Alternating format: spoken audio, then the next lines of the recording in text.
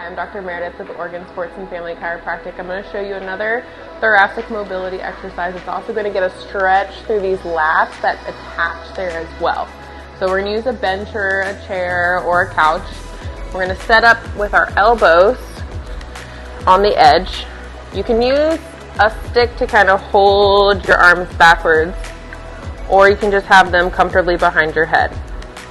The next thing I'm going to do is I'm going to drop my chest towards the floor, allowing that stretch through the sides of the armpits and getting that extension through the thoracic spine.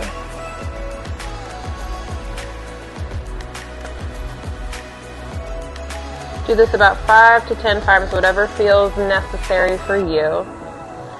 Thoracic mobility is really important because oftentimes it's an area that is limited in the movement of our spine, and so we can get compensation through the neck, causing headaches, neck pain, those things. So it's important to start including some of these movements into your day.